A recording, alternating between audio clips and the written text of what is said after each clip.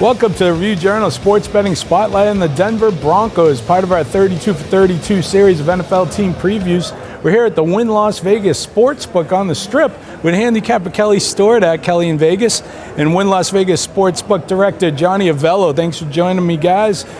Denver went 5-11 last year at the end of the Trevor Siemian era that I'm sure as a Broncos fan you really enjoyed, Kelly. Their win total is 7 this year with Case Keenum taking over at QB. What do you see your Broncos doing this season? You know, so I had the over 7 wins written down when it was plus 100, and now some sharp guy went and beat up the number. Now it's minus 145. I don't know. This is tough. I loved Case Keenum, as everybody knows. The Broncos is my team. I'm going to put that out there just so that I can't get told I'm being a homer here. But the Vikings was my team the last couple years because they're the ones who made me the most money. So it's hard for me not to be high on Case Keenum.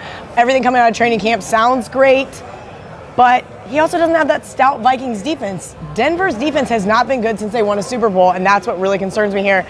They opened as 2.5-point favorites to Seattle week 1, and I have no idea what to make of that game because that's a whole nother video with the Seahawks. But they've absolutely owned the Raiders 8-3-1 in their last 12 games against them, and they've covered those games. And I also see wins against the Jets, Arizona, Cleveland. So there's 5 wins. Toss-up game at Baltimore, versus the Chiefs in Denver, versus Pittsburgh in Denver, and at San Fran. I don't know. Looks like another 8-8 AFC West team to me. You mentioned Keenum. He's been around a little bit. He's an average at best quarterback. Seems to get the job done, I guess, when you need him. But would he be in my top elite quarterbacks? No. Especially if there's playoff game last year. It was terrible. C.J. Anderson was traded. Now they're going to rely on a rookie, third-round selection, Royce Freeman, who I kind of like at Oregon, and third-year man Devontae Booker. They have another rookie who's going to see immediate action, and that's going to be Cortland Sutton at SMU. He's a very good player. I could see them winning 9 with some luck because the defense is still talented.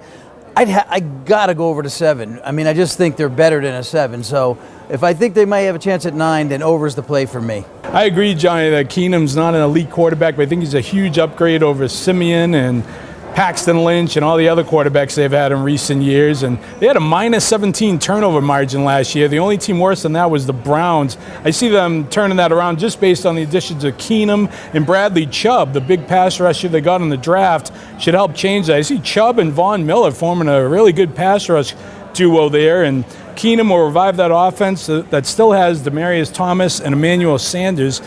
He talked about their schedule. It's one of the easiest schedules in the league. First 3 of their 4 games are at home, and they have winnable road games at the Jets, Cardinals, Bengals, and Browns. And before last year's debacle, they won at least 8 games in 6 straight years and 15 of the last 17 seasons. So I'm also going over on the Broncos. That's our spotlight in the Denver Broncos.